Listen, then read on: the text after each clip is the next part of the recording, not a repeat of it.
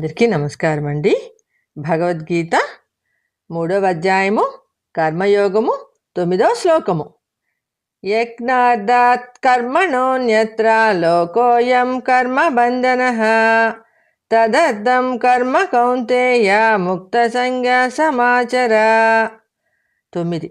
యజ్ఞార్థాత్ కర్మణోన్యత్ర లోకోయం కర్మ బంధనః తదర్థం కర్మ కౌంతేయ ముక్త సంజ్ఞ సమాచర.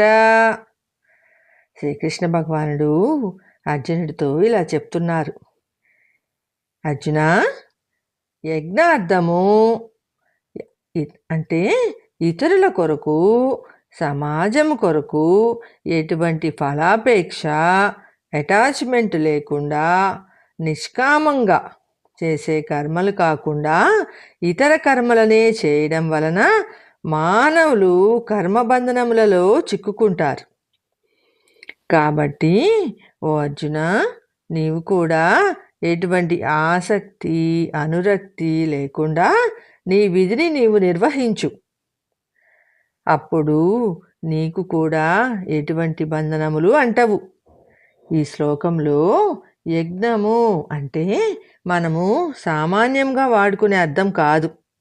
మనము యజ్ఞము అంటే అగ్నిహోత్రము, దాని చుట్టూ ఋత్వికులు కూర్చొని అందులో సమిదలు వేయడము, వేదమంత్రములు వల్లించడము, ఆహుతులు సమర్పించడము, దానిని ఒక క్రియగా చేయడము అని అర్థం మామూలుగా అయితే.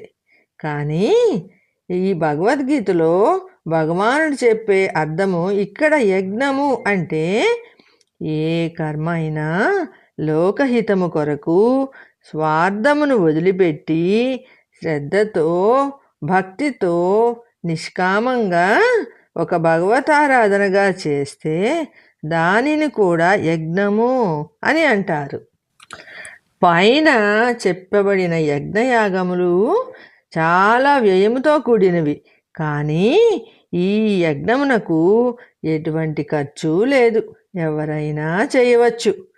పైన చెప్పినట్టు ఏ కర్మ చేసినా దానికి లభించే ఫలము బంధనములు కలుగజేస్తుంది అని అందరూ అనుకుంటారు.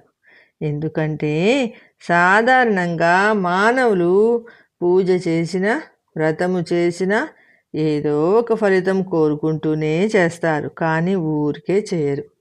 ఆ కర్మల వలన పుణ్యం వస్తుంది, కానీ ఆ పుణ్యఫలములను అనుభవించటానికి మరొక జన్మ తప్పదు. అందుకని అసలు పూజలు, వ్రతాలు చేయకుండా ఉంటే సరి అని కొందరు అనుకుంటూ ఉంటారు, కానీ అది తప్పు అని చెప్పారు పరమాత్మ. సకామంగా ఫలమును కోరి చేస్తేనే ఆ కర్మ బంధనములు కలగజేస్తుంది. నిష్కామంగా పరహితము, సమాజహితము కోరి చేసే కర్మ ఏ పని చేసినా అది పరమాత్మకు చేసే పూజ అనే భావనతో చేసే కర్మ ఎటువంటి బంధనములు కలగజేయదు. క్లుప్తంగా చెప్పాలంటే ఆసక్తితో ఫలము కోరి చేసే కర్మ బంధనములు కలగజేస్తే, నిరాసక్తంగా ఏ ఫలము కోరకుండా వచ్చిన ఫలములు పరమాత్మకు అర్పిస్తే ఆ కర్మ అతనికి ఎటువంటి బంధనములు కలిగించదు. కర్మయోగంలో ఈ యుక్తిని పాటిస్తే ఏ కర్మ చేసినా ఎటువంటి బంధనములు కలగవు. అప్పుడు ఏ కర్మ చేసినా అది భగవంతుని ఆరాధన అవుతుందే తప్ప బంధనము కాదు. అటువంటి కర్మలు మనస్సును నిర్మలము చేసి మోక్షానికి మార్గం చూపుతాయి. ఇంకా వివరంగా చెప్పుకోవాలంటే మనము ఏ పని చేసినా అది చదువు కానీ, ఉద్యోగము కానీ, వ్యాపారం కానీ, రాజకీయం కానీ ఏది చేసినా ఒక యజ్ఞంలాగా చేయాలి. యజ్ఞము అంటే శ్రద్ధతో చేసే కర్మ, భగవంతుని పరంగా చేసే కర్మ, దీనిని యజ్ఞము అని అంటారు. కాబట్టి ఏ పని చేసినా శ్రద్ధతో భగవంతుని పరంగా ఫలితాన్ని ఆశించకుండా, ఆ పని నేను చేస్తున్నాను అని ఆసక్తి లేకుండా సమాజహితం కోరి చేస్తే ఆ కర్మ యజ్ఞముతో సమానం. దాని వలన ఎటువంటి బంధనములు కలగవు. అలా కాకుండా ఈ పని చేస్తే ఈ ఫలితం వస్తుంది, ఇది నేనే చేస్తున్నాను, ఈ పని నేను తప్ప వేరే ఎవరూ చేయలేరు, ఈ పనికి కర్త కర్మ క్రియ అంతా నేను అనే అహంకారంతో చేస్తే ఆ పని తప్పకుండా బంధనాలను కలుగజేస్తుంది. ఆ పని చేసిన మానవుడు బంధనములలో చిక్కుకుంటాడు. కాబట్టి అర్జున, నీ కర్తవ్య కర్మను ఎటువంటి ఫలాపేక్ష లేకుండా కర్తవ్యనిష్టతో ఫలితం భగవంతునికి అర్పించి చేస్తే ఆ కర్మ ఎటువంటి బంధనములను కలుగచేయదు అని హామీ ఇచ్చాడు పరమాత్మ. ఇక్కడ ఆసక్తి, సంగమము అంటే అటాచ్మెంట్. ఈ పని నేను చేస్తున్నాను, ఈ ఫలితము నాది అనే భావన. యజ్ఞము అంటే శ్రద్ధతో చేసే ఏ పని అయినా యజ్ఞమే. ఏ పని చేసినా త్యాగబుద్ధితో చేయాలి, కానీ స్వార్థ బుద్ధితో చేయకూడదు. స్వార్థ బుద్ధితో చేస్తే బంధనములు తప్పవు. కాబట్టి మానవుడు ఏ పని చేయకుండా ఉండటం కన్నా అన్ని పనులు నిస్వార్థంగా, కర్తవ్యత బుద్ధి లేకుండా నిష్కామంగా భగవంతుని పరంగా చేస్తే అతనికి ఏ బంధనాలు కలగవు. ఇందులో మరొక సూక్ష్మం కూడా ఉంది. చూడటానికి ఒకటే కర్మలాగా కనిపించినా ఆ కర్మ సంగరహితంగా, ఫలాపేక్ష లేకుండా, భగవంతుని పరంగా ఉపకార బుద్ధితో సమాజ శ్రేయస్సు గురించి చేస్తే బంధనములను కలిగించదు.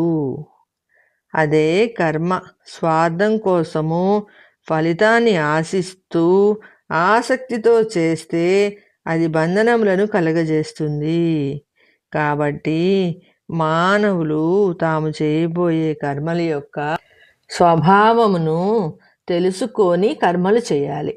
కేవలం భగవంతుని కొరకు ఎటువంటి ఫలాపేక్ష లేకుండా సమాజ హితము కొరకు ఉద్దేశింపబడిన కర్మలే శ్రేష్టములు.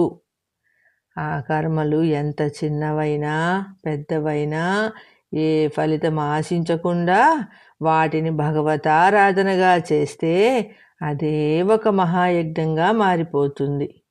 చేసిన వారికి శ్రేయస్సును కలగజేస్తుంది. అదే స్వార్థబుద్ధితో చేసే కర్మలు బంధనకారకములు. అందుకే మనం ఏ పని చేసినా దానిని పరమాత్మకు అర్పించాలి. అంటే ఉదాహరణకి ఏంటంటే కృష్ణార్పణమస్తు అని అట్లా భగవంతునికి అర్పించాలి అని అర్థం. ఆ పనికి ఏ ఫలితం వచ్చినా దానిని పరమాత్మ యొక్క ప్రసాదంగా స్వీకరించాలి. ఇలా చేస్తే ఏ చిక్కు ఉండదు, మనసు ప్రశాంతంగా ఉంటుంది. అందుకే కృష్ణుడు అర్జునుడితో ఎటువంటి ఫలాపేక్ష లేకుండా నేను చేస్తున్నాను అనే భావనను విడిచిపెట్టి అది తన విద్యుక్త ధర్మము అని యుద్ధం చేయమన్నారు పరమాత్మ, కానీ హింస చేయమనలేదు. నెక్స్ట్ 10వ శ్లోకంతో కలుసుకుందామండి. సర్వేజన సుఖినో భవంతు. జై శ్రీమన్నారాయణ అండి.